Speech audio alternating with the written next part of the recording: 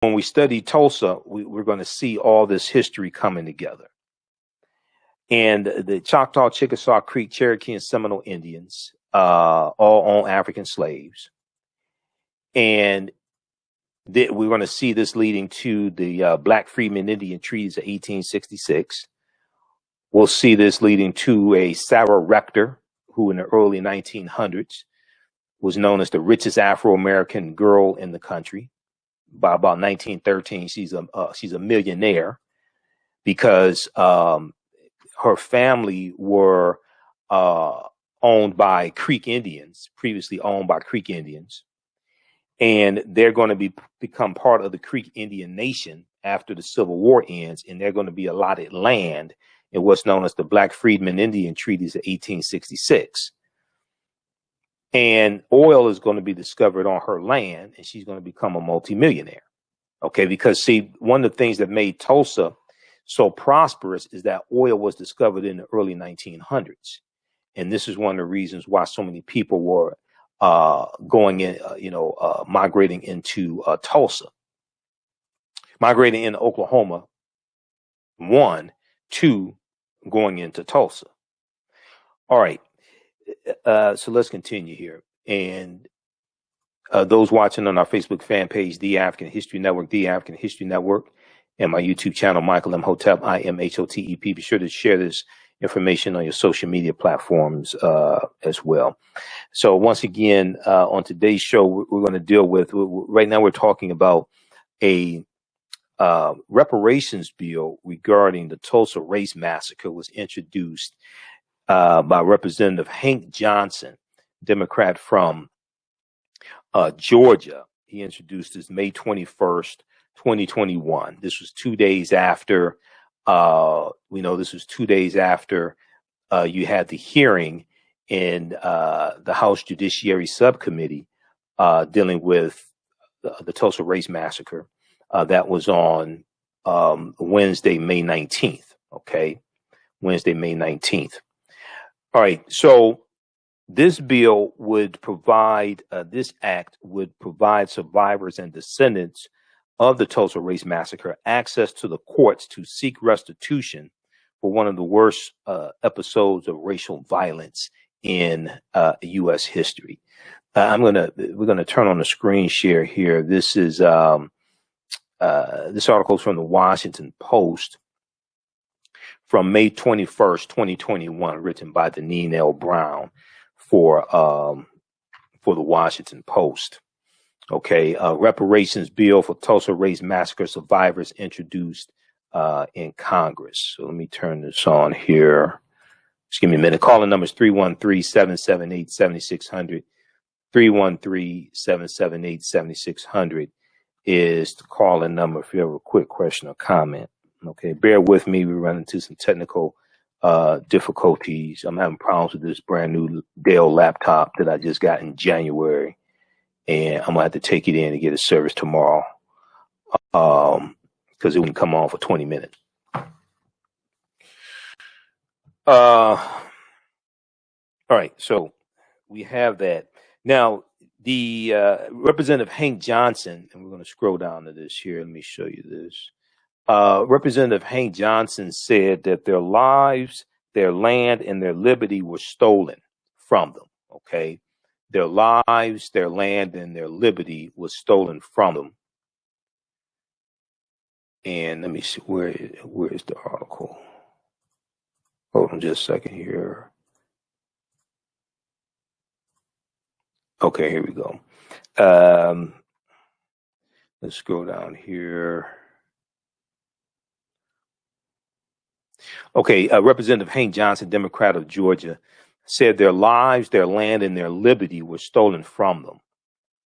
And then these victims were erased from our national history. And then these victims were erased from our national history.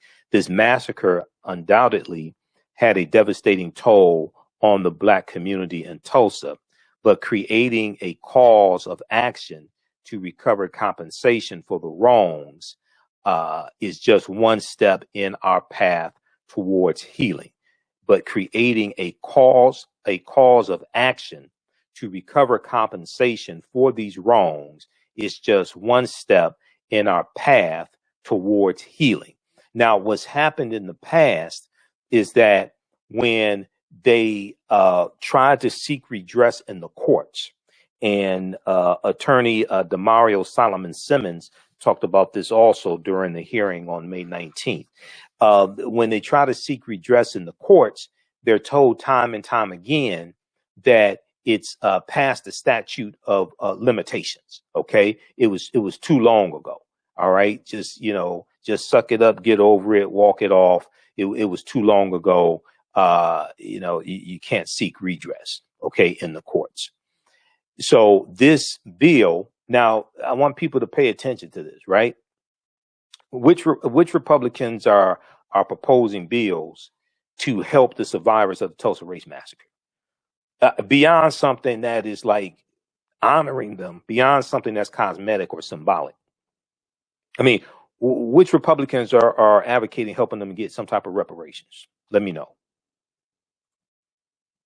Now, in Tulsa, Representative Hank Johnson said there's substantial evidence that shows government officials, including the police and the National Guard, were complicit in the massacre 100 years ago. There's substantial evidence that shows that government officials, including the police and the National Guard, were complicit in the massacre 100 years ago. So this is why it's so important for us to understand history. Now, we're going to deal with this story that's coming out of Oklahoma, because all these stories tied to Oklahoma we're going to deal with today. Also in Oklahoma, we know that, we've talked about here on this show how Governor Kevin Stitt, Republican from Oklahoma, has recently signed into law a bill that will ban the teaching of critical race theory and really the teaching of systemic racism, things like this in Tulsa. So now you have teachers who in Oklahoma, I'm sorry, the ban is in Oklahoma, not just Tulsa, in Oklahoma. Now you have teachers in Oklahoma who fear they can be fired from their jobs because of this ban on teaching about systemic racism and things like this. There's no effort to teach about critical race theory in schools. Okay, that's just once again, this is just Republicans trying to find a wedge issue to galvanize support around things like this, because they're not proposing meaningful. They're not proposing meaningful bills that benefit everyday Americans in general. If anything, they're blocking those bills. If anything, they're blocking that legislation. So once again, the call-in number is 313-778-7600 is the call-in number if you have a quick question or comment. Okay. And be sure to, if you'd like this type of information as well, be sure to register for the online course that I teach on Saturdays, Ancient Kemet, the Moors, and the Maafa, Understanding the Transatlantic Slave Trade, what they didn't teach you in school. Because we deal with thousands of years of history, and we deal with what led up to the transatlantic slave trade taking place.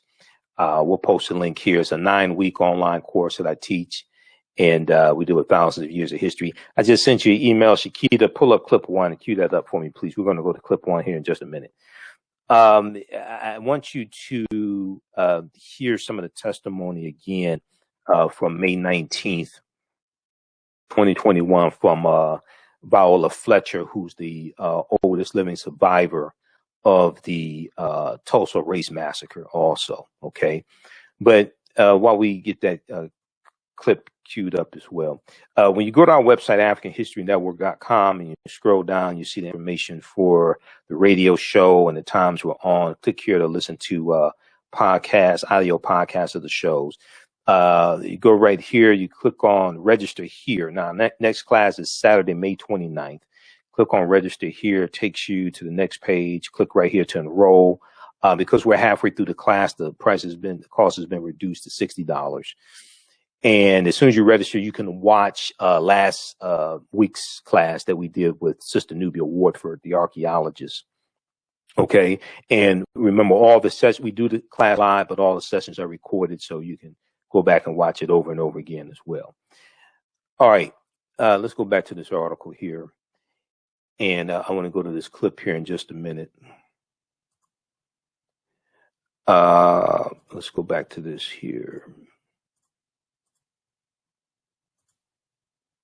Okay, so Representative Hank Johnson of Georgia said that in Tulsa, there's substantial evidence that shows government officials, including the police and the National Guard, were complicit in the Tulsa Race Massacre 100 years ago this month. Now, survivors have sought reparations through the courts before, but judges ruled that the statute of limitations for damages had expired, despite the fact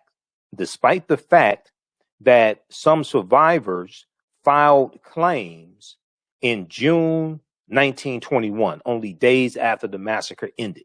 Okay, they were denied the claims in June 1921, and they've been denied the claims since then. Not only that, the city council in Tulsa and even the white newspapers in Tulsa blamed the African Americans for the massacre. It said it was their fault. Now, in 2005, the U.S. Supreme Court refused to hear a reparations case appeal. Now, Drazen Heath, author of the Human Rights Watch report, The Case for Reparations in Tulsa, Oklahoma, noted that victims and descendants of the 1923 Rosewood Massacre, which we've talked about before, and I've done the presentation on the Rosewood Massacre in Rosewood, Florida, those descendants received reparations. And that effort was led by Arnett Doctor, okay? And he was a little boy at the time in 1923. If you saw the movie Rosewood, with directed by the late John Singleton and with Ving Rhames, okay, and Elise Neal. If you saw the movie Rosewood, Arnett Doctor is a little boy in there, okay, and there's a scene where the massacre is taking place and everything, and they're on the run, and Ving Rhames' character whose name was Man. Now, Ving Rhames' character was a fictitious character. He didn't exist. He was probably a composite character, which is probably a compilation of actions of like real people, and they were just compiled into one fictitious character. He says, Arnett, he said front and center. He says, you're my lieutenant, okay? So Arnett Doctor, years later, was led the effort to seek some type of reparations for the survivors of the Rosewood Massacre of 1923. All right. So when we'll probably re-air the presentation I did dealing with Rosewood, because what really happened is a lot different than what's depicted in the movie. Okay. All right. So Drazen Heath, author of the Human Rights Watch report, The Case for Reparations in Tulsa, Oklahoma, noted that victims and descendants of the 1923 Rosewood Massacre in Florida received reparations. Also, victims and descendants of a forced sterilization program in North Carolina also received reparations. So the one in North Carolina we've talked about here on this show a number of times, okay? And that was part of the eugenics movement, okay? That was part of the eugenics movement. There were about 31 state-sponsored forced sterilization programs across the country. It's about 31 states from about the late 1920s going into the 1970s. North Carolina was one of them. Now, North Carolina was the first state to publicly acknowledge their state-sponsored eugenics program, their state-sponsored sterilization program, and they paid reparations to their survivors. I think they got something like $50,000 each. Elaine Riddick, who's in the documentary Maafa 21. I've talked to Elaine Riddick through Facebook, because we're Facebook friends. She's one of the survivors. Okay. And she was interviewed by Brian Williams on NBC News a few years ago, also dealing with this, and she's dealing with the sterilization program in North Carolina. All right, so Now, Dresden Heath said quote, legislative remedy is incredibly important post any serious or gross human rights violations such as the Tulsa Race Massacre. Attorney Demario Solomon Simmons, who's in the piece you'll see from the History Channel on May 30th, I think it is, dealing with the Tulsa Race Massacre. He's the lead attorney in the lawsuit filed in 2020. He also testified on Wednesday, May 19th, in the House of Representatives, the House Judiciary Subcommittee, dealing with the Tulsa Race Massacre. And he's the lead attorney in the lawsuit filed in 2020 by Tulsa survivors. He noted that Congress paid reparations to Japanese internment camp survivors and 9/11 survivors, 9/11 survivors. He said it's important for Congress, the United States of America, to say what happened to these people in Greenwood was wrong. It's important for Congress, the United States of America, to say what happened to these people in Greenwood was wrong. He's the executive director of the Justice for Greenwood Foundation. He said, we have power to remedy it. We should remedy it. We must have accountability for what happened in Greenwood. We must have accountability for what happened in Greenwood. Now, the reason why this hearing took place is because Democrats are in control of the House of Representatives, because Republicans are not going to have a hearing like this. I mean, and when you deal with it, we've been talking about the George Floyd Justice and Policing Act, right? 212 Republicans in the House of Representatives voted against the George Floyd Justice and Policing Act, March 3rd, 2021. No Republicans voted for that bill. No Republicans voted for the George Floyd Justice and Policing Act. You know, we just commemorated the 1-year anniversary. We talked about this on yesterday's show. After all the crocodile tears they cried when George Floyd was killed and all this, Republicans cried. No Republicans voted for the bill in the House of Representatives.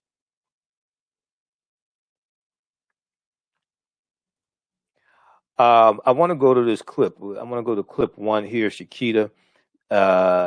This is dealing with testimony from May 19th, 2021. Survivors of Tulsa massacre testify in House committee. Let's go to clip 1, please.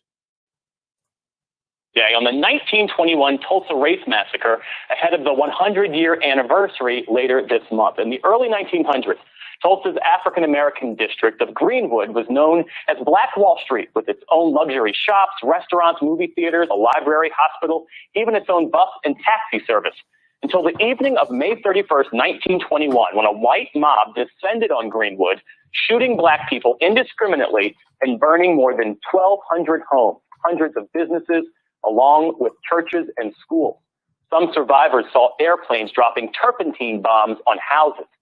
And when the massacre ended 48 hours later on June 1st, 1921, according to witness accounts, hundreds of survivors were rounded up at gunpoint and forced to march to camps where they were held for weeks. Survivors also recounted seeing Black bodies dumped into the Arkansas River and into mass graves. Well, today, 2 of the last living survivors of that massacre flew to Washington to share their stories and demand justice. Mr. Hughes Van Ellis, known as Uncle Red, is 100 years old, and his sister, Ms. Viola Fletcher, or Mother Fletcher as she's known, is 107 years old. Listen to what she experienced during one of the darkest moments in U.S. history. I will never forget the violence of the white mob when we left our home. I still see Black men being shot, Black bodies lying in the street. I still smell smoke and see fire. I still see Black businesses being burned. I still hear airplanes flying overhead. I hear the screams. I have lived through the massacre every day. Our country may forget this history, but I cannot. I will not. And other survivors do not. And our descendants do not. Both were gracious enough to stop for a minute to talk with me on their way to the White House, they said, for a meeting with Vice President Harris.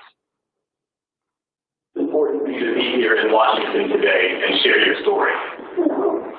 You know, we really wanted justice on the barracks is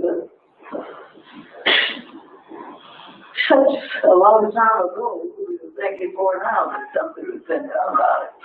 So that's why we're here trying to make sure we get justice for it. Ms. Fletcher says as a result of the massacre, she never finished school beyond the 4th grade, never made much money, and struggles to support herself. The survivors are part of a reparations lawsuit filed last year, which argues that Oklahoma and Tulsa are responsible for what happened during that massacre, which historians believe left as many as 300 black people dead, 10,000 homeless, and the community of Greenwood destroyed.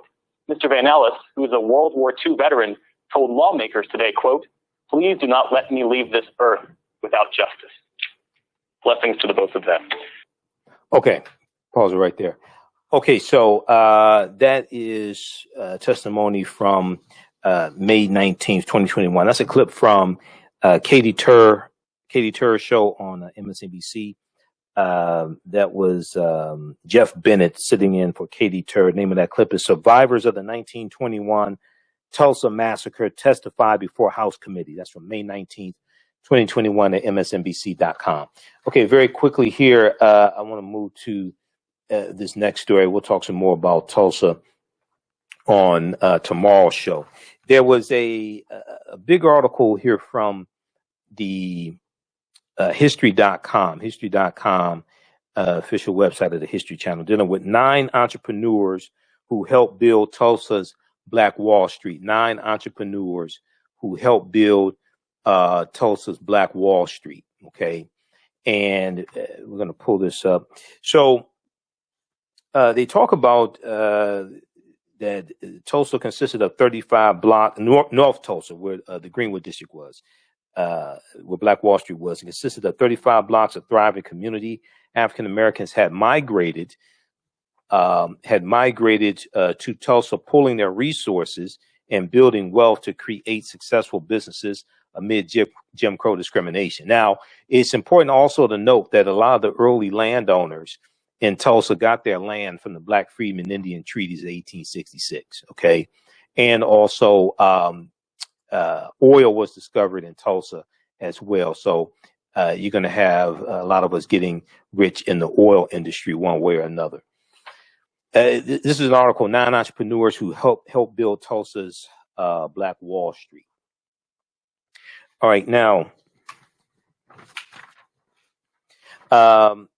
before the Greenwood district was established, African Americans came to Tulsa in the mid-19th century as slaves of the 5 civilized tribes of Native Americans that we talked about this a few minutes ago: the Choctaw, Chickasaw, Creek, Cherokees, and Seminole Indians. And they were forced from their lands in the southeastern part of the United States because of the Indian Removal Act of 1830. It was Lewis Cass. Lewis Cass was Andrew Jackson's Secretary of State as well, and Lewis Cass helped to carry out the. He was well, at one point Secretary of War also, but he was Secretary of War, Secretary of State. He helped carry out the Indian Removal Act of 1830 also. Okay. Lewis Cass, who Cass Technical High School is named after, helped participate in the genocide of African American people. And we still have this white supremacist name on Cass Technical High School. That's another show. You can have me as a guest on that show if you want to. We can have that discussion. But people who respect themselves don't name their institutions after people who tried to kill them and participated in that genocide. That's not what people who have common sense do. People who understand their history and honor their ancestors name their institutions after ancestors who fought for their liberation, not for people who fought to keep them enslaved and who waged genocide against them. That's not logical. Now, those watching on Facebook and YouTube, keep watching. We're going to keep broadcasting for a few more minutes. We're out of time here on 910 AM, the Superstation, the Future Radio. We'll be back tomorrow. Remember, right knowledge corrects wrong behavior. It's not over till we win. Wakanda forever. We'll talk to you next time. Peace. All right, stand by. And I'm a graduate of Cass Technical High School, but I'm also a historian. So we should have changed Cass Tech's name a long time ago. This doesn't make any sense. All right, let's continue here. So now Tulsa was, the word Tulsa is a Creek Indian word. Tulsa comes from the Creek Indian word Tallahassee. That area was originally called Tallahassee. Then the name was changed to Tulsa. Okay. And then also for those that tuned in after we started, at our website, AfricanHistoryNetwork.com, we have the 2.5-hour lecture I've done dealing with the history of Black Wall Street. This is back in 2014. Black Wall Street from destruction to the resurrection of economic empowerment. So I deal with a lot of the history of Oklahoma, Tulsa, North Tulsa. I deal with a timeline of history leading up to the attack in 1921. But I also deal with the fact that we rebuilt Black Wall Street after the Tulsa Massacre as well, after the race riot, after the race massacre. We rebuilt it with our own money because, as we talked about here today, we couldn't get any, the insurance companies did not pay on any of our insurance claims, okay? The insurance companies did not pay out on any of our insurance claims. So we rebuilt it with our own dollars. And this is what a lot of people don't know. They focus in on the destruction and the airplanes and the turpentine bombs and things like this. They focus in on the destruction, but we don't focus in on the resurrection. Okay, that's to me, having really studied the history of it. And I read Hannibal B. Johnson's book on Tulsa as well.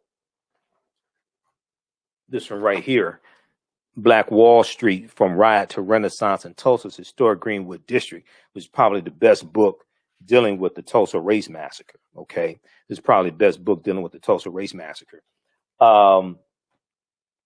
We don't focus in on the resurrection part. We just focus in on the destruction part. All right.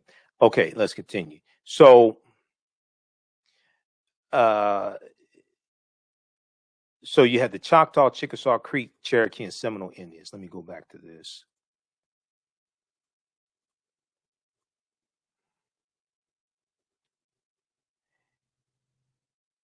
Who were forced from their land in the southeastern part of the United States, and they resettled in Oklahoma. When they go into Oklahoma, Oklahoma is a territory. It's not a state in the Union yet. It becomes a state in the Union in 1907. Okay, so this is in the 1830s, and it's a territory. Now, after the Civil War, under the terms of the treaties of 1866, and this deals with the Black Freedmen Indian Treaties of 1866 that you hear one of my teachers, Dr. Claude Anderson, talk about, and you hear me talk about the Black Freedmen Indian Treaties of 1866. That's related to the treaties of 1866. These African Americans were emancipated, with some integrating into the tribes, a relationship that would later provide freedmen with their own land.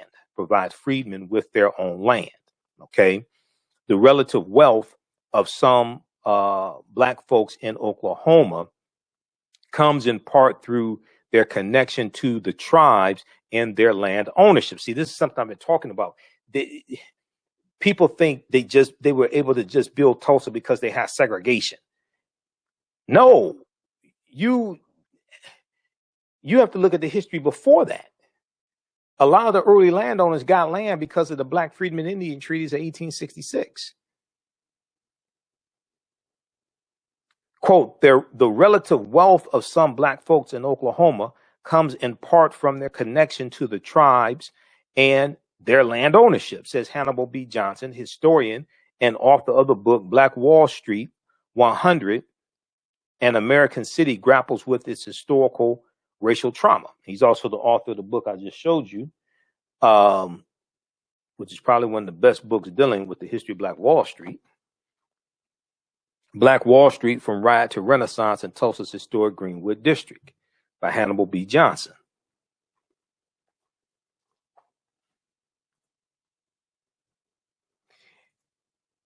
Now, the Dawes Allotment Act of 1887 authorized the U.S. government to divide tribal territories into allotments for individual Native Americans, which included African American members. As word spread that Indian Territory was a safe place for African Americans to settle between 1865 and 1920, more than 50 black townships were founded in Oklahoma. Oklahoma was probably the city that had the most number of black settlements, cities founded by African Americans. That was probably the state with the most number of cities. So when we look at the architects of Greenwood, you have O.W. Gurley, who is really, really famous, probably one of the most famous entrepreneurs, one of the early pioneers in Greenwood. You have a wealthy African American landowner named O.W. Gurley, who was commonly referred to as the founder of Greenwood. He was born to freed slaves in Alabama. O.W. Gurley was raised in Arkansas and moved to Oklahoma during the Oklahoma Land Rush of 1889. Now, after running a general store in Perry, Oklahoma, O.W. Gurley, who was a serial entrepreneur, moved to oil-rich Tulsa and reportedly purchased 40 acres of land on the north side of the city with the vision of selling residential and commercial plots to African Americans. O.W. Gurley wasted no time opening a rooming house, purchasing buildings, and providing loans to help other African Americans start their own businesses. Another entrepreneur shared O.W. Gurley's dream of Greenwood becoming a self-reliant enclave for Black Tulsans. You have J.B. Stratford. Okay, yeah, J.B. Stratford, son of a former enslaved man who was a lawyer from Kentucky, who owned pool halls, shoe shine parlors, and boarding houses before moving to Tulsa around 1899. So J.B. Stratford is another one of these famous. He's another one of these famous, well-known entrepreneurs in Tulsa. Also, okay, J.B. Stratford. All right, so yeah, J.B. Stratford, who was a son of a former enslaved man. And he moved to Tulsa around 1899 with the goal of creating wealth in the Indian Territory. Now, J.B. Stratford invested in real estate properties and built the Stratford Hotel on Greenwood Avenue, a luxury establishment that was considered the largest African-American owned hotel in the country, with 54 guest suites, a pool hall, saloon, and a dining room. Okay. History Channel they have their special airing Sunday, May 30th, 8 p.m. Eastern Standard Time, Tulsa Burning, the 1921 Race Massacre. All right. We'll talk some more about this on tomorrow's show. Okay. 9 entrepreneurs who helped build Tulsa's Black Wall Street. Now, I want to go to this last story, and we'll probably deal with this some more on Thursday's show. There was a story here from, I saw Craig Melvin did a story dealing with this, and there's an article from May 25th from NBC News. Teachers worry Oklahoma's ban on systemic racism lessons could put jobs at risk. Okay, I don't know how many people saw this, and it was this ties into the law that Oklahoma Governor Kevin Stitt signed into law recently that bans the teaching of critical race theory and systemic racism, teaching about systemic racism, things like this. Okay. You have a lot of white people who do not want the correct history taught. Okay. They don't want the real history taught of how the wealth was created. All right. This is what this boils down to, because then that gives one is going to, it causes a lot of them, it causes some of them to feel guilty. One, two, that gives more evidence and more of a foundation to argue for reparations as well. They don't want to have that conversation. So if we look, I'm pulling this up here. All right. So it talks about a teacher named Anthony Crawford. Anthony Crawford worries his job may be in jeopardy. For 2 years, he taught English and creative writing. For 2 years, he taught English and creative writing at Millwood High School in Oklahoma City. And since the murder of George Floyd, he's held intense debates about race and history with his students. But a new state law passed in early May in Oklahoma is set to ban the teaching of certain topics pertaining to systemic racism and implicit bias. Okay, why would you want to ban these teachings about systemic racism and implicit bias? Now, it's important to understand, this is when we teach this history in schools, when teachers teach this history. This is not designed to try to make white children feel guilty or anything like that. This is the history is not taught to try to make anybody feel guilty. You teach the history to understand the past, because understanding the past helps control the trajectory of the future. You teach the history so you don't make the same mistakes throughout history, to try to correct the wrongdoings that took place. It's not about blaming somebody. Okay. It's about understanding the past, because those policies of the past impact and influence what's taking place today. To correct these wrongs, you have to understand what actually happened. So it's not about trying to, make white children feel bad or anything like this. It's not about trying to make African-American children feel inferior. It's not about trying to make white children feel superior or the other way around. There's none of that.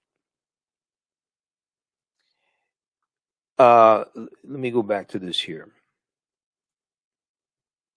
So the new state law passed in early May, signed into law by Governor Kevin Stitt, is set to ban the teaching of certain topics pertaining to systemic racism and implicit bias. The law does not lay out clear consequences for violating it, but Anthony Crawford and several of his colleagues said they expect the legislation will have a chilling effect on teachers. Anthony Crawford, who's 31 years old and African American, said it has to, because now for teachers, you don't want to lose a job.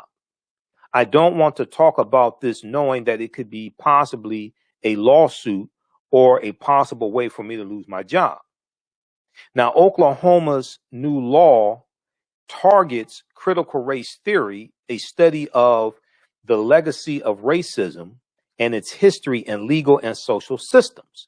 And critical race theory deals with understanding racism as a social construct as opposed to something that's biological.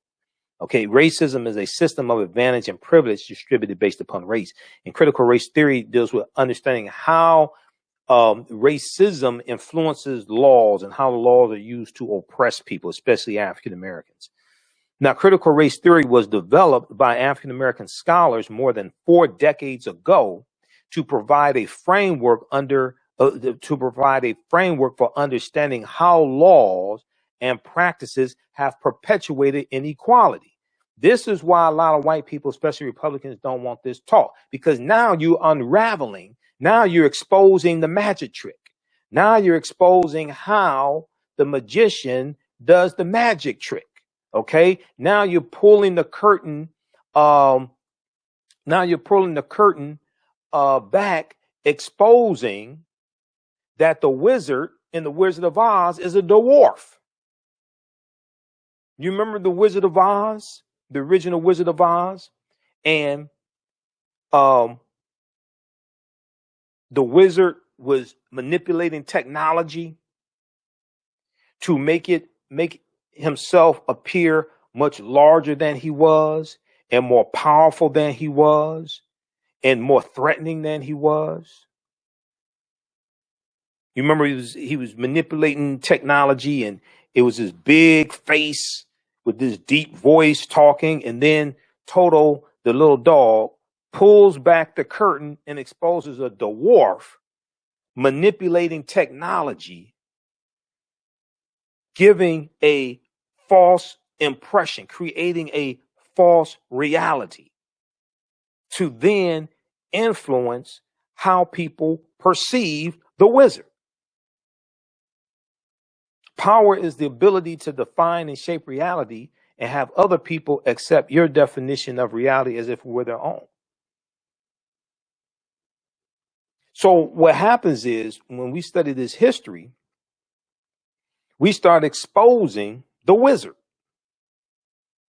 We start exposing the tricks of the magician. And once you learn the tricks of the magician or the wizard, then they can't fool you with those tricks anymore. This is why you have people fighting this, because they want to keep being able to use the tricks. Some people could make the argument they want to keep turning tricks, but that's another conversation. It was developed by Black scholars more than 4 decades ago to provide a framework for understanding how laws and practices have perpetuated inequality. They're exposing the tricks. They're exposing the magician. But a growing chorus of conservatives use the phrase critical race theory to describe a range of diversity and inclusion training and teachings about the pervasiveness of racism that they argue are divisive and likely to make students, particularly those who are white, feel guilt and anguish. Now, one could make the argument that some of these white parents don't want their children to find out how evil some of their ancestors were, or maybe some of their parents, for that matter, and what their ancestors, and in some cases their parents, did for them to get what they have.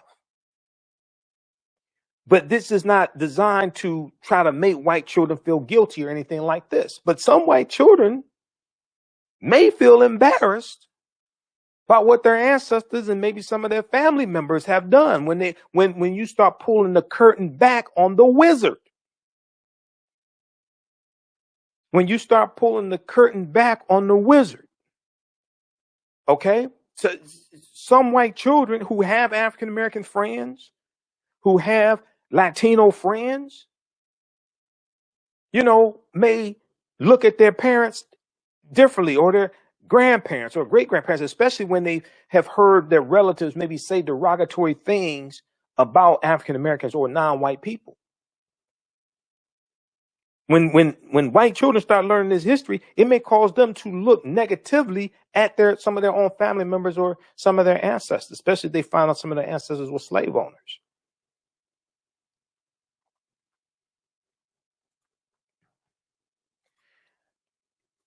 Let's continue.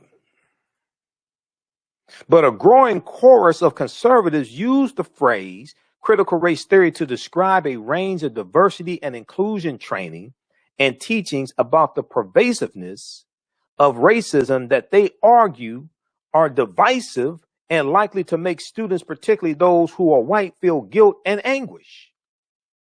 Now, what I would ask the question is, feel guilty about what? It'll make white children feel guilty about what? Representative Kevin West, a Republican and one of the authors of Oklahoma's legislation, did not put the words, quote unquote, critical race theory in the bill, but he acknowledges that it is what's in his crosshairs, is what's in its crosshairs. Critical race theory, he acknowledges that critical race theory is what's in its crosshairs, the bill, the bill that he authored or co-authored. He said, quote, it's the overall concept, he said. Critical race theory is more like just an umbrella statement. Well, you don't understand what critical race theory is. Now, fights over how to talk about racism in schools has boiled over in communities from Texas to Utah and California. Oklahoma is one of at least a dozen states that have introduced measures to ban or limit teaching about systemic racism, bias, and privilege in schools. Well, if you want to ban or limit how systemic racism, what systemic racism is, first, racism is a system of advantage and privilege distributed based upon race.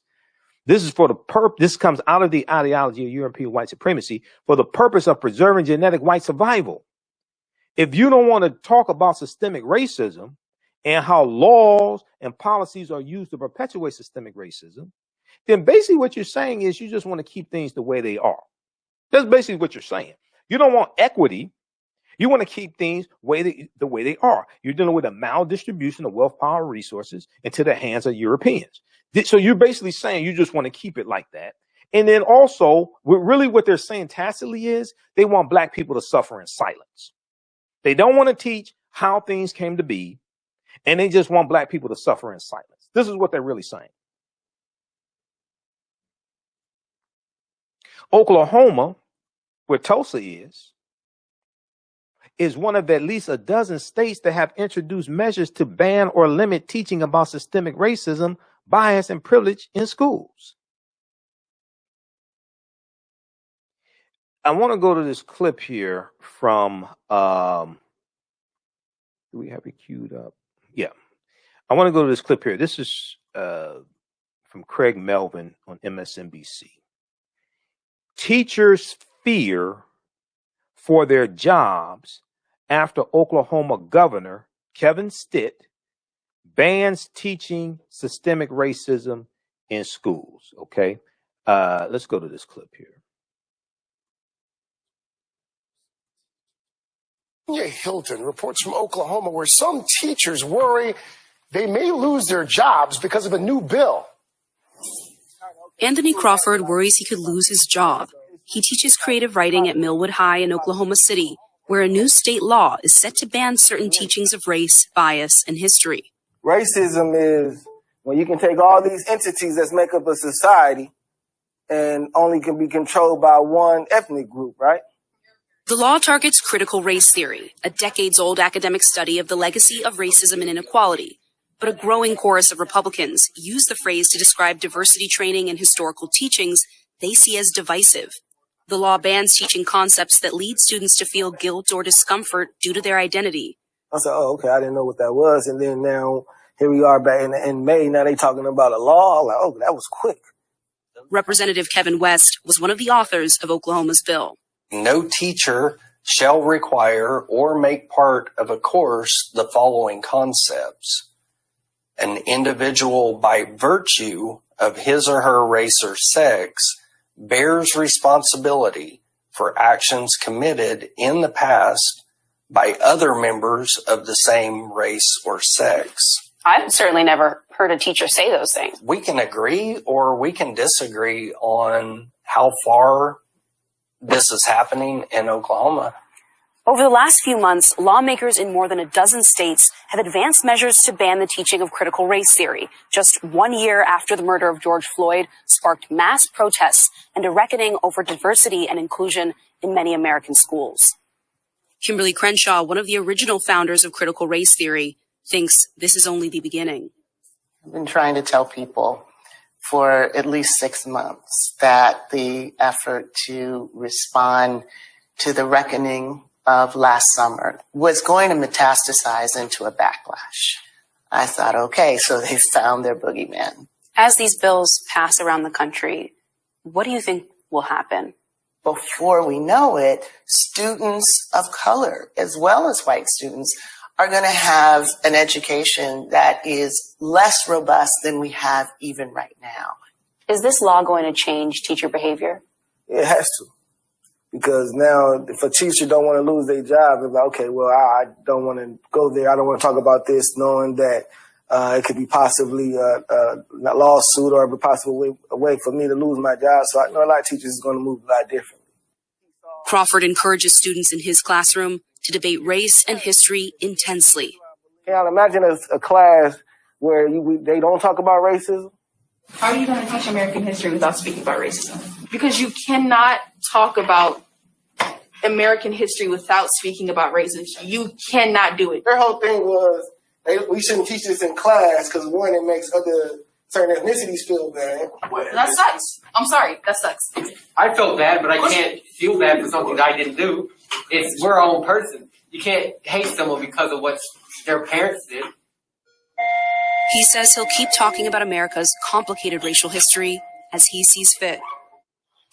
Craig, in my conversations with the students that you met right there, they tell me that they're going to keep talking about uncomfortable historical topics about race and racism in America, whether lawmakers in their state approve of it or not. They say that no law could stop them from doing that. Such a fascinating conversation, Antonia, on so many levels. These new laws, do we know how they might affect the upcoming school year there? So, Craig, this law is going to go into effect in actually just a couple weeks over the summer. So it's going to be in place for this upcoming school year. Already, we're seeing teachers and administrators in Oklahoma schools have conversations about this, worry about the materials they might introduce or the conversations they've had or may continue to have in their classrooms. And you have to remember, teachers in public schools, they are not highly paid people. So many of them are concerned. You know, they don't want to potentially be sued or have their careers end up on the line. And so, you know, no matter what ends up happening with this law, many of the teachers feel like there's already been a chilling effect on their speed. Okay. So that is from MSNBC, Craig Melvin and Antonia Hilton. Name of that clip, Teachers Fear for Their Jobs After Oklahoma Governor Kevin Stitt, Republican, bans teaching systemic racism in schools. The article that I had up here on the screen, that clip is in this article, so you can watch it in its entirety. All of this is one of the reasons why this study here from the Southern Poverty Law Center is so important and should be used in every school across the country. Teaching Hard History, American Slavery. Teaching Hard History, American Slavery from the Southern Poverty Law Center. Okay. Teaching Hard History, American Slavery. This study deals with how the teaching of the history of slavery in schools all across the country is largely incorrect. And it goes through in 1, 2, 3, 4, 5. It shows you what is being done to incorrectly teach the history of slavery. Then it gives you numerous recommendations to more correctly teach that history. And they did a survey of 1,000 high school seniors to find out what they know about the history of slavery. And they know very little. These are 12th graders. They did a survey of 1,000 high school seniors, different cities across the country. I think it was something like 23 cities, something like that. Only 8% of high school seniors surveyed could identify slavery as the central cause of the U.S. Civil War. Not 80%. 8. 1, 2, 3, 4, 5, 6, 7, 8. Only 8% of high school seniors surveyed could identify slavery as the central cause of the Civil War. 2/3, or 68%, did not know that it took a constitutional amendment to formally end slavery. It wasn't the Emancipation Proclamation, January 1st, 1863. It was the 13th Amendment, ratified December 6, 1865, adopted December 18th, 1865.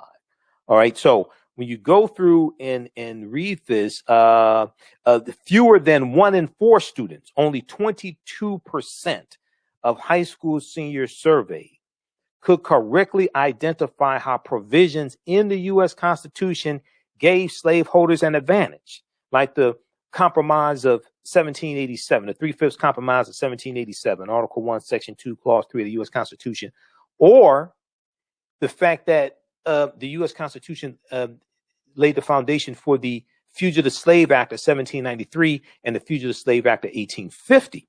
That's Article 4, Section 2 of the U.S. Constitution. We talked about the Fugitive Slave Act of 1850 because that was part of that compromise of 1850 that came after the Mexican-American War of 1846 to 1848, the Treaty of Guadalupe Hidalgo of February 1848, which ended the Mexican-American War, and U.S. is going to get the territory that makes up Colorado, Arizona, New Mexico, California, Utah, and Nevada. They get all that from Mexico. Mexico loses about 1/3 of their land with the Treaty of Guadalupe Hidalgo. The U.S. buys that land for $15 million, but Mexico didn't want to sell the land in the first place. Okay.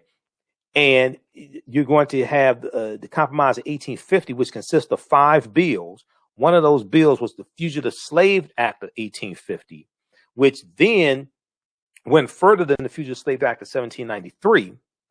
And it allowed the authorities like the sheriffs or what have you in northern states to deputize white people to help track down runaway slaves who ran away from the South and going to the North, and they could track them down, capture them, and take them back into the South, even though they were in free territory in the North. This is the Fugitive Slave Act of 1850, which was part of that compromise of 1850. And this caused runaway slaves, more of them, to have to go into Canada because you weren't safe in the North now. You had to go in, they had to go into Canada. So in the movie Harriet, the Fugitive Slave Act of 1850 is part of that whole backdrop and that whole discussion and that whole scenario in the movie Harriet. Okay, let's continue here. So we've got now this. I want to go back to this one here quickly, and then we're going to get out of here because I have a lot of work to do. And this laptop is giving me problems, even though it's a new laptop. I have to take it in and get this serviced. This is getting on my nerves. Kimberly Crenshaw, who's one of the architects of critical race theory, and a professor of law at UCLA Columbia University. You heard Kimberly Crenshaw in the clip we just played. She sees the laws coming from these Republican states, signed into law by Republican governors. This is an example of how elections have consequences. She sees these laws as a backlash to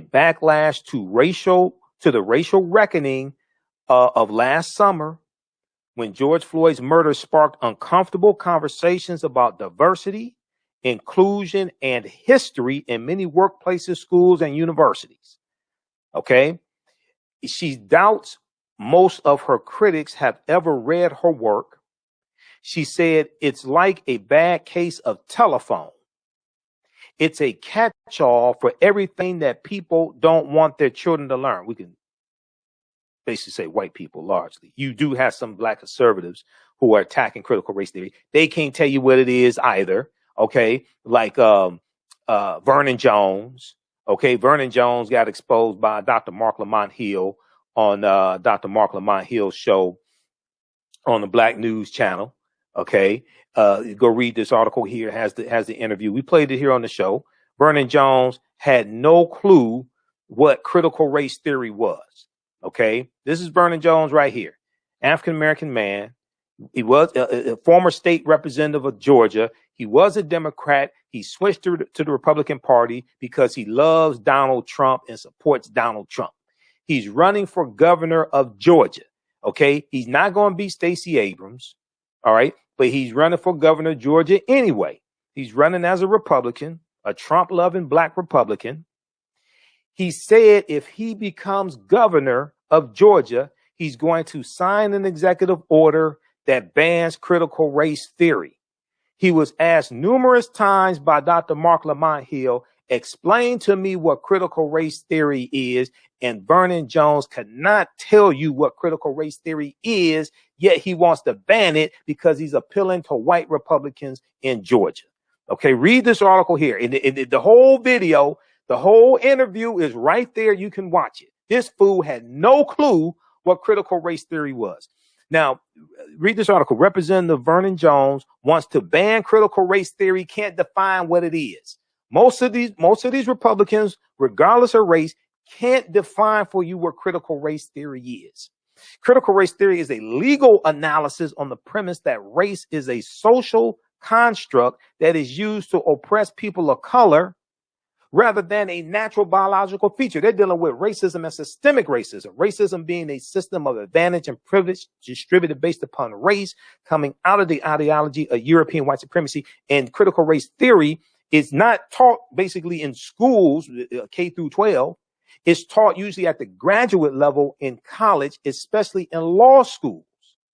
And it's dealing with how laws are used by white people in power, coming out of white supremacy, to oppress non-white people.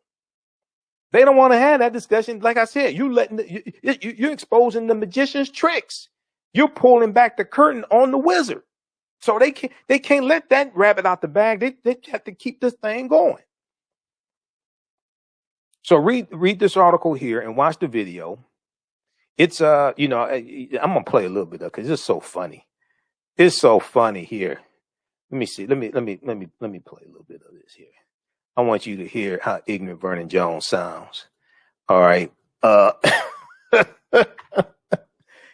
Let's see. Let's go to this here. Hold on. You ain't gonna believe this. Let me go to this clip here. Hold on. Let's take it off of mute. Just 1 second. All right. Many schools, Republican-controlled states, are pushing back against the use of critical race theory in public schools. As a response to the murder of George Floyd and the nationwide protests it sparked, many schools across the nation have adopted diversity and inclusion trainings, as well as incorporated anti-racism pedagogy as part of the curriculum. But there has been a recent backlash in red states calling to ban critical race theory in schools. The theory is deemed as un-American, vilified as the left's hidden agenda to corrupt the nation and to instill feelings of guilt in white students. 3 days ago, Idaho governor signed a bill into law banning the theory in schools. Similar bills have recently passed the Texas and Oklahoma legislatures and are currently sitting on their governor's desks. And Tennessee is expected to pass a similar ban later this week. Kirk Cox, who is running for the governor of Virginia, tweeted on April 26th, "It's time to put a stop to the left-wing takeover of public education in Virginia." He then laid out his 7-point plan, which includes prohibit the teaching of critical race theory, eliminate its use as part of teacher evaluations, and restore race-blind, merit-based admission to Virginia's governor schools. And finally, yesterday, the gubernatorial candidate for Georgia, Vernon Jones, tweeted, and I quote, "On day one, through executive order, I will immediately instruct the Georgia Department of Education to prohibit the teaching of critical race theory within our public schools. It's time for our schools to stop teaching our kids to hate America." The man behind that tweet, Vernon Jones, he is here with me right now on Black News Tonight to have a wonderful conversation. Brother Jones, so good to see you. I want to start off, and we have plenty of time, so I want to make sure we flesh all this out. I have just a couple of questions, just clarifying questions, so I understand where you stand. You want to completely ban critical race theory in Georgia public schools. Is that accurate? That is accurate because of the contents of it. I think that it clearly needs to be reevaluated. What it is doing is just creating an environment that is hostile towards one race or another. And I don't think we should be in that posture. I think there's a way that we can strike a balance where no child is feeling like, hey, because of my race, I'm paying for something I had nothing to do with. So that's all. I just think it needs to be redone, revamped, and amended. Okay. What is critical race theory? Well, actually, I think it's different depends on who's teaching it and how they're teaching it. I think you can agree with that. We were taught that Christopher Columbus discovered America. Well, you and I both know that Christopher Columbus got lost. People are already living here. But there are those who are using their own ideology and their own party affiliation to go to the extreme. And that's all I'm trying to address here. But what does that have to do with critical race theory? Let me pause for 1 second. I'm trying to understand though. You oppose critical race theory, which I understand. I'm just asking, what is it? What is the thing you define it? Like, for example, if I said I'm against creationism, I would say creationism is X, Y, and Z, right? If I said I was against the teaching of sex education, I said, well, sex education is X, Y, and Z, and I'd have a basis for it. What is critical race theory? Well, first of all, again, I can tell you, but it's left up to you to understand. I can't make you understand. Fact of it is. Wait a second. Hold on. He said, I can tell you, but I can't make you understand. It's up to you to understand. You can't define for us what it is because you don't know. So now you're trying to go around, right? And put the onus on Dr. Mark Lamont Hill to understand what critical race theory is because you can't define it. All right, let's continue. This is what happens. Critical race theory, even on its basis, should not be taught in our schools, period.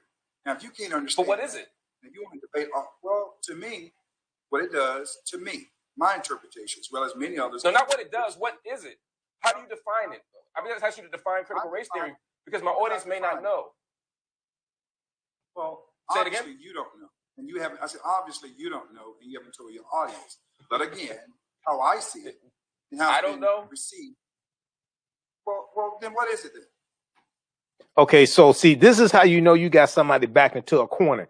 You want them to explain their own platform and premise. They can't explain to you their platform and premise. They can't define critical race theory for you. Define what it is. Okay? You're going around talking about Christopher Columbus and all this. You can't define what it is you want to ban. Then when I ask you to explain your own platform, now you want to put the onus on. Now he wants to put the onus on Dr. Mark Lamont Hill. This is how you know you got somebody back into a corner who has no clue what they're talking about. Okay, it just goes downhill from there. Vernon Jones just showed how ignorant he is. That's what happened. He just showed how ignorant he is. Like a lot of these, like a lot of these other Republicans who can't define critical race theory. They just don't want to have a conversation about racism. Because now you're going to deal with white supremacy. Now you're going to deal with unearned benefits. Now you're going to let now the magician is going to expose his tricks, and he can't. And once you realize how the magician does that trick again, and once you realize how the magician does the trick, they can't keep running the same trick on you anymore. That's why they don't want to have this conversation. All right. Okay. So go watch that video. Oh, it's brilliant. That's textbook right there. Dr. Mark Lamont Hill just picked him apart, made a fool. Well, he was already a fool. He didn't make a fool out of him. He just exposed that Vernon Jones is a fool. Representative Vernon Jones wants to ban critical race theory. Can't define what it is. Can't define what it is. Okay. All right. So read that. That's from Black News Channel. BNC.com. All right. I want to go back to this article quickly here from, this is from NBC News. Okay. So Kimberly Crenshaw, one of the founders of critical race theory and a professor of law at UCLA and Columbia University, sees these laws as a backlash to the racial reckoning last summer when George Floyd's murder sparked uncomfortable conversations about diversity, inclusion, and history in many workplaces, schools, and universities. She doubts most of her critics have ever read her work. She said it's like a bad case of telephone. It's a catch-all for everything that people don't want their children to learn, and that's why it's been so successful. People don't know what it is, but now there's a name for that thing that goes creak in the night. Okay, she said they have found their boogeyman. This is what she said in the interview. She said they found their boogeyman. They don't have to tell you they don't have to define what it is. They just have to slap a label on it, all right, and then just pass laws against it. They don't have to define what it is. Jenny White, a mother of 5 in Luther, Oklahoma, who advocated for the state's new law describes feelings like a pendulum has swung in America since her upbringing in the 1960s. She believes the civil rights movement was necessary to reverse horrifying racism against Black people. But the conversation she says she has observed over Zoom in some school districts alarm her. She said, I've seen things that are coming out of schools where I'm supposed to apologize for my whiteness. You're going toward, demonizing a population just like we demonized another population. But I'm not sure who asked her to apologize for her whiteness. Maybe she's feeling guilty. That could very well be it. Maybe she's feeling guilty. You can't devoid critical race theory from the civil rights movement. The civil rights movement wasn't fighting against feelings. It was fighting against white supremacist laws. You can't divorce the civil rights movement from critical race theory. They were fighting against white supremacist laws. They weren't fighting against necessary feelings. They're fighting against the laws, the policies. So I think, Jenny from the block, I think Jenny's feeling guilty. Teresa Manning, a former Trump administration official and now the policy director of the National Association of Scholars, a conservative education advocacy organization, also opposes discussions of marginalization and bias in schools. She emphasized that teachers in all the states where similar bills are passed will still be able to talk about historical events like slavery in context and describe the laws as a defensive measure against psychological warfare. But slavery was psychological warfare. If you read some of the slave narratives, as a defensive measure against psychological warfare from those who hate America. What are you talking about? It's a defense of the country of Western principles. Oh, you mean white supremacy? Western principles, that's a code word for white supremacy. It's a defense of the country of Western principles, of individual rights, of a defense of the ideas of America. Which ideas are you referring to? Three French Compromises, 1787. Which ideas are you referring to? When TT talks about a defense of the country of Western principles, that's code word for white supremacy. I just want you to understand.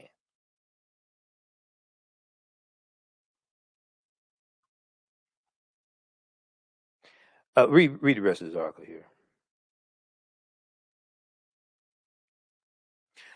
Sapphira Lloyd, a 16-year-old in Anthony Crawford's class. Anthony Crawford, 31-year-old African-American male teacher.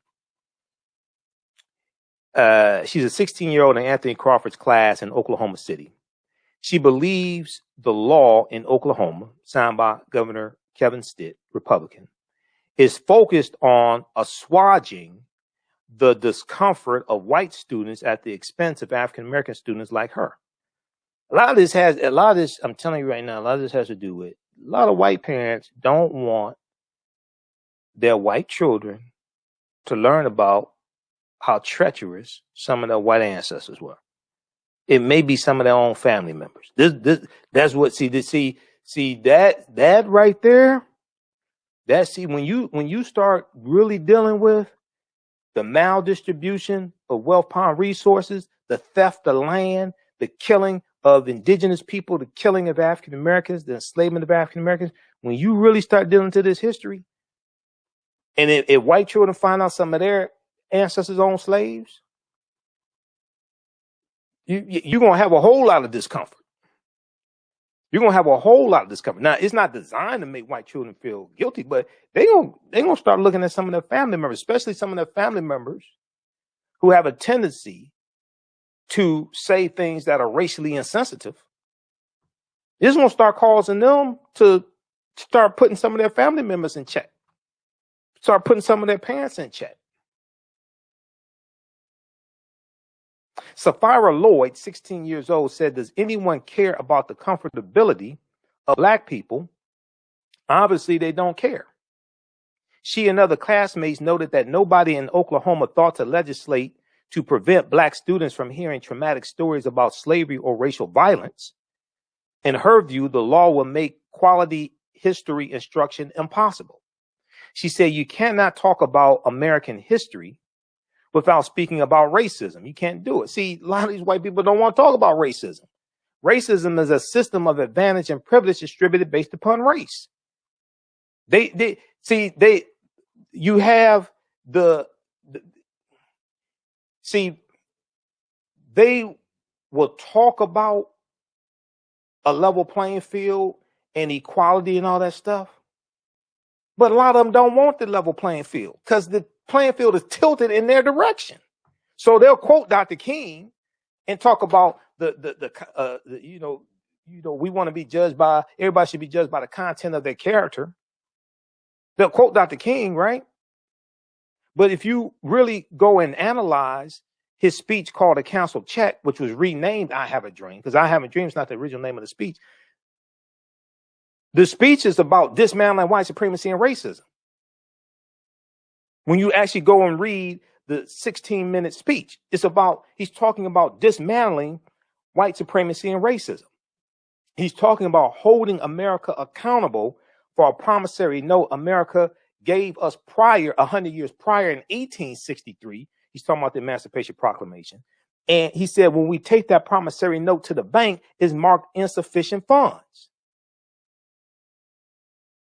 So you have a lot of people who will talk about, we should have equality and all this stuff, but they don't want to address the history and the laws and policies shape the history, and they're still in place today. They don't want to change the laws and policies that have maldistributed wealth, power, and resources into the hands of white people because they want to keep that policy in place while talking about equality and the content of somebody's character and all that stuff. This is what critical race theory exposes. They don't want to have that conversation. They don't want the magician to have his tricks exposed. They don't want you to understand how the magician is doing those tricks. Because once you understand how the magician is doing the tricks, the magician can't trick you anymore. See, critical race theory and all this understanding this history is pulling the curtain back, exposing the wizard. They want to keep perpetuating the illusion. They want to keep perpetuating the tricks. That's what this is about.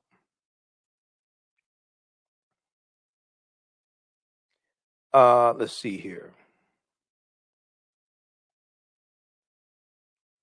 Now, Oklahoma's new law will go into effect before the next school year.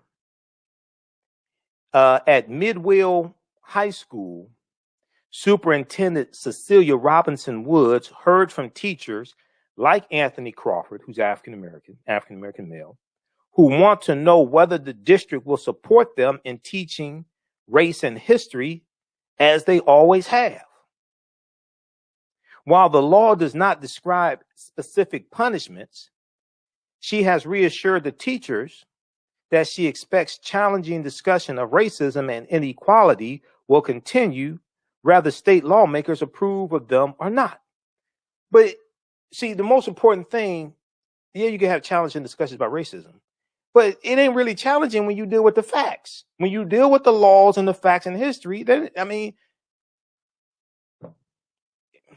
it's nothing to argue.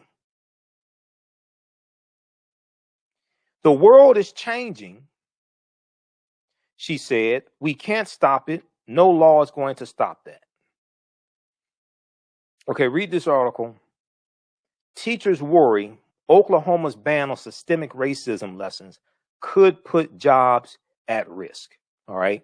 But once again, this right here, and see, I interviewed Dr. Hassan Kwame Jeffries. Dr. Hassan Kwame Jeffries is he's the chair of the advisory committee that put this study together. It's a 52-page study from the Southern Poverty Law Center called Teaching Hard History American Slavery. Dr. Hassan Kwame Jeffries is a historian. He's an associate professor of history at Ohio State University. He's a nephew of one of my teachers, Dr. Leonard Jeffries. Every school in the country should use this study. Now, this does not mean this is the only teaching tool they should use. I'm not saying that. But this gives a lot of guidance. If school districts across the country use this, it'll solve a whole lot of these problems. Because a lot of people writing the bills, like the guy that you heard in the segment here from MSNBC, like this idiot right here, Representative Kevin West, okay, Republican from Oklahoma, who helped co-author the Oklahoma ban on critical race theory, all this stuff. People like him don't understand history. Okay, read this from Associated Press, April 29th, 2021. See, when you have a study like this from the Southern Poverty Law Center, it shuts down stupidity like these bills. Oklahoma public school teachers would be prohibited from teaching certain concepts of race and racism under a bill given final approval by the state House on Thursday, and Governor Kevin Stitt signed this into law. Okay, Governor of Oklahoma. Governor Kevin Stitt also signed into law a bill that would absolve drivers of any responsibility if they accidentally run over protesters during a protest because the driver says they fear for their life. If they run over protesters, if they kill protesters, we talked about this before. If they kill protesters, Governor Kevin Stitt, the same governor that signed this bill into law, dealing with critical race theory, he also signed this one into law, and this got him kicked off the Tulsa Race Massacre Commission. Okay, News1.com had an article dealing with this. Let me pull this up here.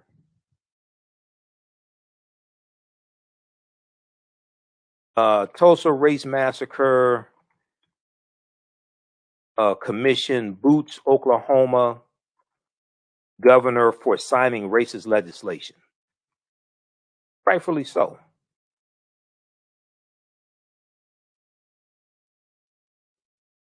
Let me find this one here from News One. Yeah, right here. Go read this article. The response to the state's new anti-critical race theory law ahead of Tulsa Race Massacre Centennial. This is an example of how elections have consequences. This is why whoever's governor is so important, regardless of the state. This is why whoever's governor is so important. Okay? Because when SB 202 came across Stacey Abrams' desk, Stacey Abrams was governor of Georgia, and the state legislature passed the voter restriction bill, SB 202, she would have spiked that bill down their throat like Serena Williams. She would have vetoed that bill. But you got punk ass Brian Kemp as governor, who stole the election from Stacey Abrams. He signed the bill into law. While an African American state representative, Park Cannon, was outside knocking on the door trying to get in to do her job, to witness the signing of the bill, and some white state troopers arrested her. Elections have consequences. Tulsa Race Massacre Commission boots Oklahoma governor for signing racist legislation. The response to the state's new anti-critical race theory law came ahead of the Tulsa Race Massacre Centennial. This article is here from May 15th, 2021. We talked about it here on the show before. This is Governor Kevin Stitt. who should be voted out of office, ahead of an event marking the 100 years since the Tulsa Race Massacre. The group tasked with planning the centennial removed the Oklahoma governor from its committee. The 1921 Tulsa Race Massacre Commission reached a consensus on the matter, according to local news. While the commission did not expressly state the reason for his removal, the move comes after Governor Kevin Stitt, Republican, signed Oklahoma's version of Trump's 1776 misinformation in the form of the anti-critical race theory bill. Members of the committee urged the governor, members of the Tulsa Race Massacre Committee, they're organizing the 100th commemoration of the Tulsa Race Massacre. Members of the committee urged dumbass Governor Kevin Stitt not to sign the bill. Faith leaders, educators, and other community members reached out to the governor asking him not to sign the bill. The Black Wall Street Times editorial board was among those demanding that Governor Kevin Stitt be removed for his willing participation in making the anti-critical race theory bill a reality. Despite their differences in opinion, the commission was gracious in its statement. Governor Kevin Stitt learned nothing about grace and gratitude even after his removal from the 1921 Tulsa Race Massacre Commission. Governor Stitt, instead of reflecting on the impact of his decision, he doubled down on it. He said it is disappointing to see an organization of such importance spend so much effort to sow division based on falsehoods and political rhetoric 2 weeks before the centennial and a month before the commission is scheduled to sunset. Read a statement from Governor Stitt's office. Now, the bill is HB 1775. Last week, early in May, Governor Stitt explained his motivation to sign the controversial bill. It had to do with feelings, not facts. And yet there is no legitimate public purpose or valid argument to support the passage of laws like Oklahoma's HB 1775. Read the rest of this. And then there was, we talked about here a couple of days ago, Oklahoma, and I'm going to pull this up here. Oklahoma, Governor Stitt also signed into law a bill that gives drivers immunity for driving into protesters and killing them or injuring them. Okay, Governor Kevin's the same governor signed this bill also. Look at this. This is from the Oklahoman newspaper there in Oklahoma. Governor Kevin Stitt signs bill to protect drivers who hit protesters while fleeing from riots. They call them riots. This is April 22nd, 2021. Okay? See, people like him should have never been on the committee. All right? I feel the same way about Governor Kevin Stitt. The same way I feel about politicians who show up to the Dr. King Day celebrations every year. All right? And then the other 364 days of the year, they're working on passing laws to dismantle Dr. King's legacy. Okay? When they show up to the Dr. King Day celebration, we should light them up. We should embarrass them. We should have a list of all the things they've done throughout the year that are the antithesis of Dr. King's legacy, and put them on Front Street. You showed up here. You wanted to talk to the people. We want to talk to you. Explain this. You can't come to the Dr. King Day celebration talking about how great Dr. King was, and you are passing legislation that dismantles his legacy and is the antithesis of what he fought for.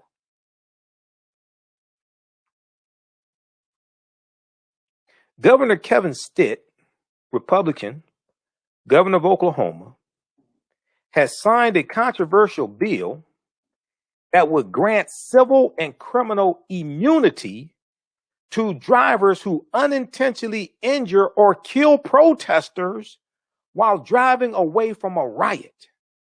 So if there are Black Lives Matter protesters protesting because somebody was killed by police or something like that, and then you feel threatened and you run into the crowd and injure some people and kill a couple people because you say you're trying to get away and you feared for your life and all this stuff, and you start having flashbacks to when African Americans were lynching white people and making postcards out of it and all this. You used to have flashbacks and you thought you were going to be next.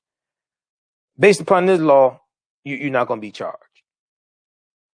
Governor Kevin Stitt on Wednesday signed House Bill 1664 from Representative Kevin West, Republican of Moor, Oklahoma, and Senator Rob Standridge, Republican of Norman, Oklahoma. Now, if the name Kevin West sounds familiar, that's the same guy who co-authored the anti-critical race theory bill that Governor Kevin Stitt signed into law also.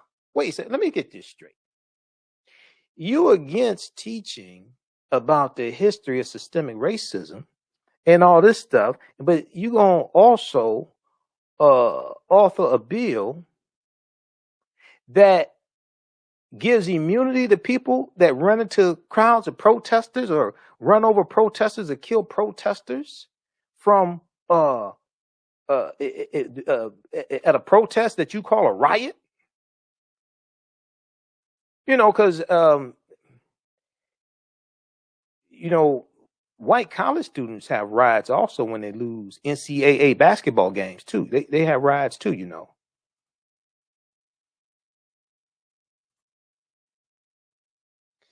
Where's that article here? It's from Associated Press. This one right here. See, this is Kevin West. This is the same guy that did the bill dealing with critical race theory. Oklahoma House okays ban on teaching critical race theory. This is Kevin West, Representative Kevin West, Republican from Moore, Oklahoma, state representative. Okay, so now we're beginning to see a pattern, right? Now we're beginning to. It's all coming together now. Now we're beginning to see a pattern. This is why people like Kevin West and people like Governor Kevin Stitt have to be voted out of office because elections have consequences.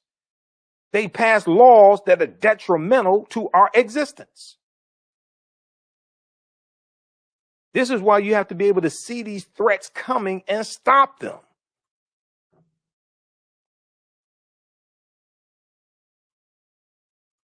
Let's look at this one here from the Oklahoma, and then I have to get out of here.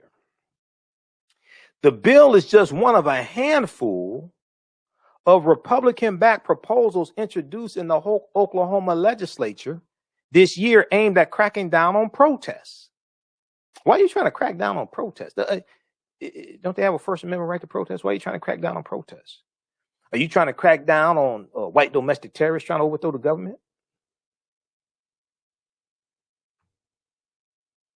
HB 1674 protects drivers who fear for their safety while fleeing from a riot, and also updates state law to classify as a misdemeanor the unlawful obstruction of a road or highway. See, what this bill does, you can get a year in prison and a $5,000 fine for blocking a road or highway during like a protest. But if somebody runs over the protesters and injures them or kills them, they get immunity. They don't get charged. That's what this bill does. This is from little Kevin. The two Kevins, KKs, the two Kevins. Kevin Stitt signed into law, and little Kevin West, he was running the authors of the bill.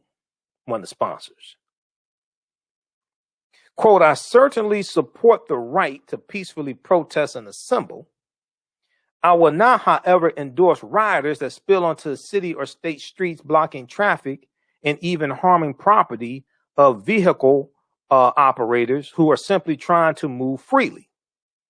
This law gives clarity to those motorists that they are in fact within their right to seek safety.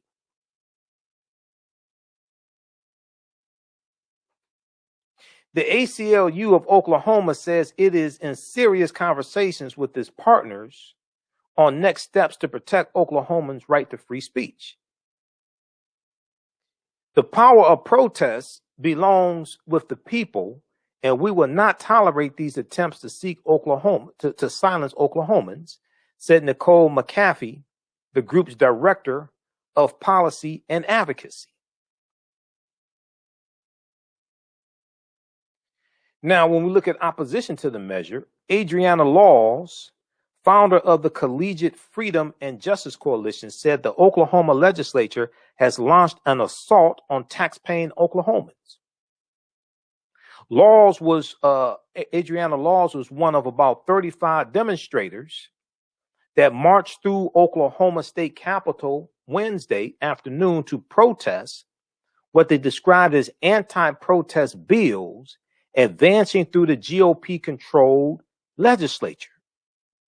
She said they are targeting groups of protesters who are just wanting to use their freedom of speech, passing bills that will intimidate them in the hopes of keeping people from using their First Amendment rights, passing bills that decriminalize the murder of protesters, which is absolutely insane.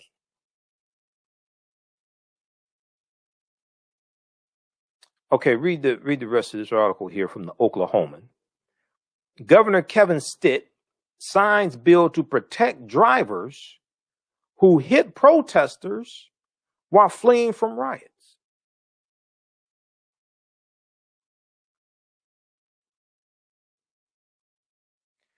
All right. Hey, if you'd like this type of information, you can support the African History Network. We definitely need your support. $, the AHN Show through Cash App. $, the AHN Show through Cash App, and also through PayPal. PayPal.me/the AHN Show. PayPal.me/the AHN Show. When you do it through Cash App, be sure to type in all the characters. $, the AHN Show, SHOW. It'll show my picture. It'll say Michael. Show my picture there. Because somebody set up I already reported them to Cash App. Somebody set up a fake African History Network Cash App account that their handle is similar to mine, but it's not me. So I've already reported them. I'm trying to follow up on that.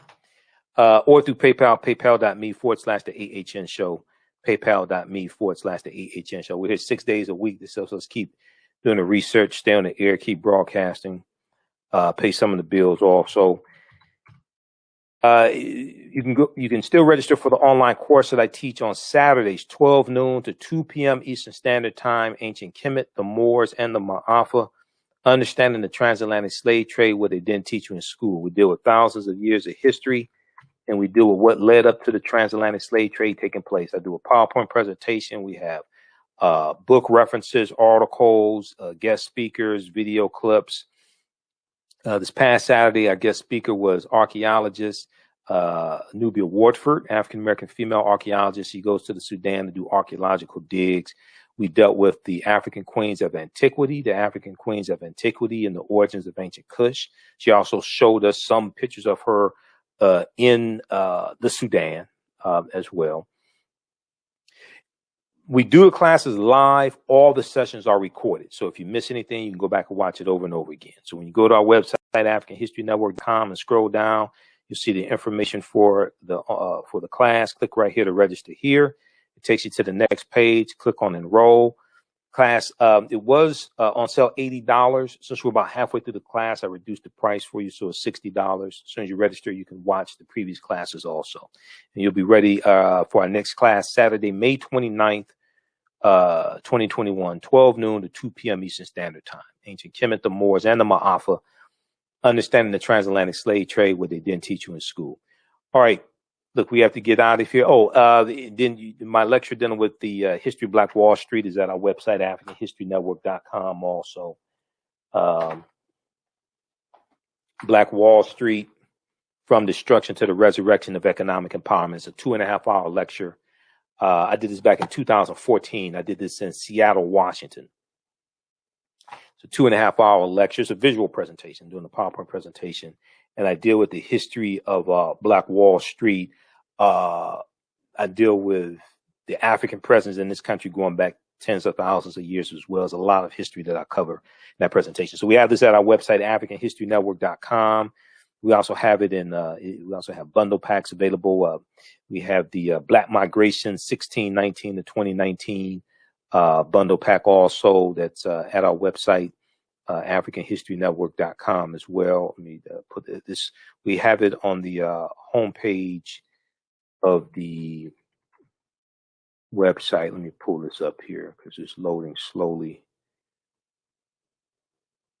here. But when you scroll down, we have that bundle pack, Black Migration 1619 to 2019. It's a 6 DVD bundle pack. And it's also in digital download format also. Okay. So we have it here. We have the 15 DVD Michael Imhotep bundle pack. Okay. That includes 15 of my lectures. And then we also had a Black Migration 1619 to 2019 bundle here as well. So it's a lot. I have like 40 lectures on DVD, a lot of them on digital download also. Okay. All right. We have to get out of here. Remember, right now it's correct wrong behavior. It's not over till we win. Wakanda forever. And we'll talk to you next time. And I'm wearing my African Liberation Day shirt. This one is from 2012 here in Detroit. Yesterday, May 25th was African Liberation Day. And I wore my shirt from 2011. This one here is from 2012. And that was the 40th anniversary of African Liberation Day. And I'm getting one from 2019 also. I talked to Greg McKenzie. And Paul Taylor has some shirts in Detroit. So they have them from 2019. That's the last time we had a physical the in-person celebration of African Liberation Day. So I'll probably wear that shirt on Roland Martin Unfiltered on Friday. I'm a panelist on Roland Martin Unfiltered each Friday. So I'm going to try to get that T-shirt with my African Liberation Day T-shirt on Roland Martin Unfiltered. We know African Liberation Day commemorates May 25th, 1963, and the founding of the Organization of African Unity. Okay.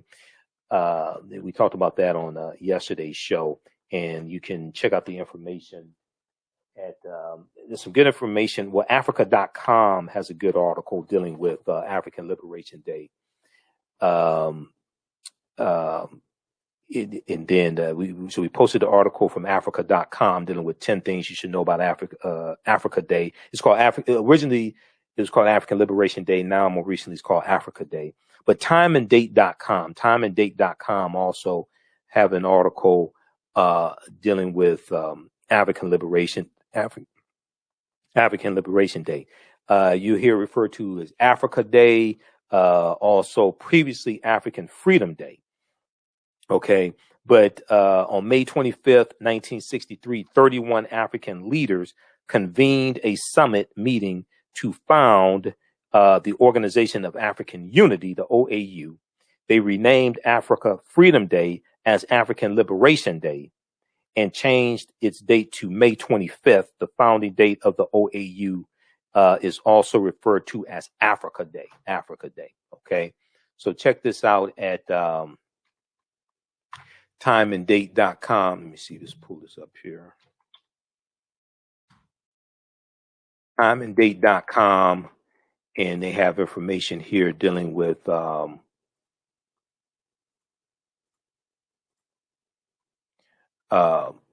African Liberation Day. When is African Liberation Day? May 25th. And they go through and give you some history of African Liberation Day. Okay. And some of y'all saw my Facebook post from yesterday, and I said, if you wear green on St. Patrick's Day, will you wear red, black, and green on African Liberation Day? If not, why not? If you wear green on St. Patrick's Day, will you wear red, black, and green on African Liberation Day? All right, we got to get out of here. Remember, right now it's correct wrong behavior. It's not over till we win. Wakanda forever. We'll talk to you tomorrow. Peace. Gain knowledge in minutes from insightful summaries of progressive and socially conscious books. Blacklisted gives you access to curated content that'll satisfy your curiosity to learn and understand different perspectives. Empower yourself through inspirational and actionable ideas. It's easy to read or listen to on the go. Blacklisted. Empower yourself. Start your free trial today.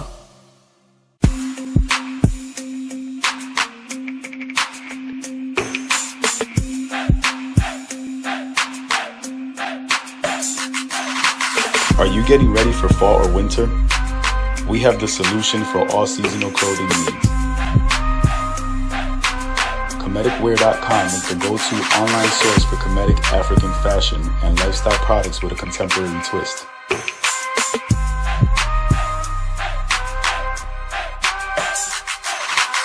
We're committed to offering unique styles reflecting our African heritage.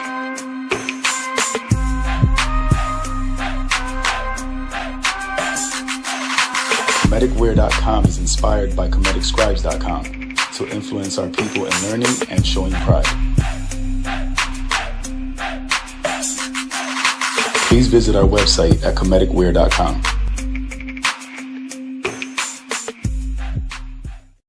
We all know the cannabis industry is headed toward an uprise in the past decade. What happens when there is a brand that brings this uprise in a blow? The cannabis industry welcomes her uprise. Hustle her hemp. Delivering excellence with pride is her watchword, and how you choose to embrace it makes it a priority. From cultivating rich cannabis into exquisite and tastefully finished CBD products to delivery, Hustle Her Hemp leaves no stone unturned. Hustle Her Hemp's mission is to empower women of color by building business and creating legacies, uniting beauty, health, and business. We are a pure definition of how we want the CBD industry to become in the future. While we are redefining innovation, we bring the same energy to improving the quality of life. Hustle Her Hemp is the new uprise.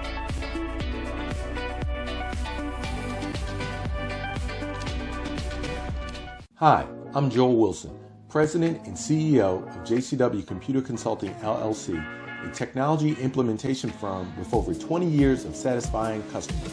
We offer a full spectrum of industry top-tier branded services. We are an authorized partner or reseller for Lenovo, Zoom, T-Mobile, Microsoft 365 and Surface tablets, Google Workspace, Acer, Asus, Samsung, PCmatic security software, and many more.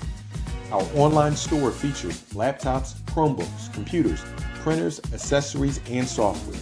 Businesses, take advantage of our free 1-hour Zoom tech consultation and know we offer top nationwide high-speed internet service providers, voice over IP, and cellular phone services. Home users, don't miss our current in-stock Chromebook inventory. Please visit us at jcwcc.com or call 215-879-6701. Hi, I'm Joel Wilson, President and CEO of JCW Computer Consulting, LLC, a technology implementation firm with over 20 years of satisfying customers. We offer a full spectrum of industry top-tier branded services. We are an authorized partner or reseller for Lenovo, Zoom, T-Mobile, Microsoft 365 and Surface tablets, Google Workspace, Acer, Asus, Samsung, PCmatic security software, and many more. Our online store features laptops, Chromebooks, computers, printers, accessories, and software. Businesses, take advantage of our free 1-hour Zoom tech consultation and know we offer top nationwide high-speed internet service providers, voice over IP, and cellular phone services. Home users, don't miss our current in-stock Chromebook inventory. Please visit us at jcwcc.com or call 215-879-6701. We all know the cannabis industry is headed toward an uprise in the past decade. What happens when there is a brand that brings this uprise in a blow? The cannabis industry welcomes her uprise. Hustle her hemp. Delivering excellence with pride is her watchword, and how you choose to embrace it makes it a priority. From cultivating rich cannabis into exquisite and tastefully finished CBD products to delivery, Hustle Her Hemp leaves no stone unturned. Hustle Her Hemp's mission is to empower women of color by building business and creating legacies, uniting beauty, health, and business. We are a pure definition of how we want the CBD industry to become in the future. While we are redefining innovation, we bring the same energy to improving the quality of life. Hustle Her Hemp is the new uprise.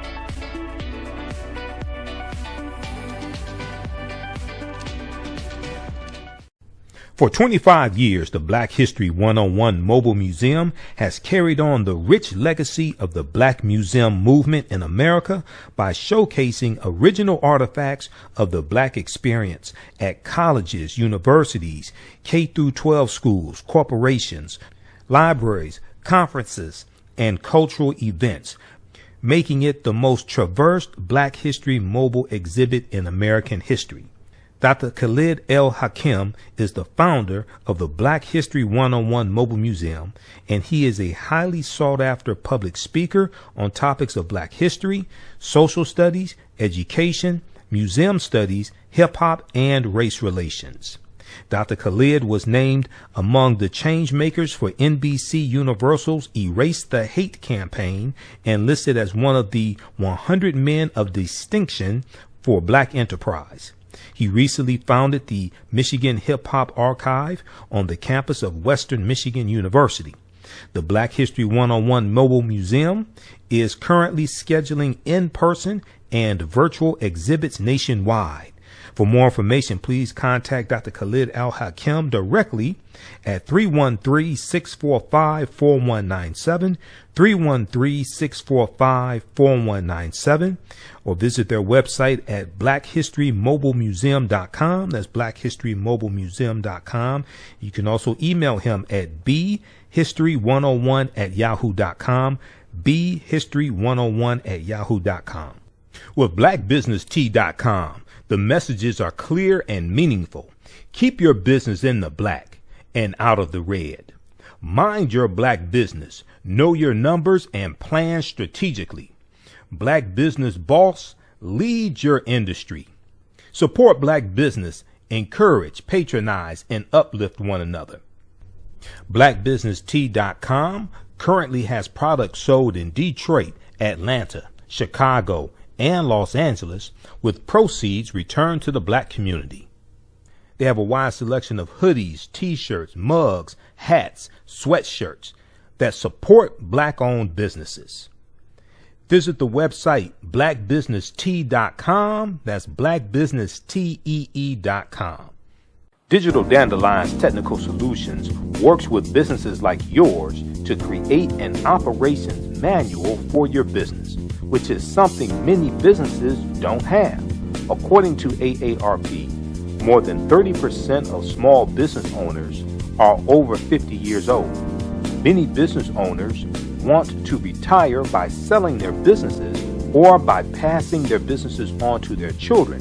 However, according to Forbes Investment Advisors, many retiring owners' attempts to sell their businesses for retirement fail. You cannot sell your business without a business manual. Your children also cannot inherit your business because there is no way to run it.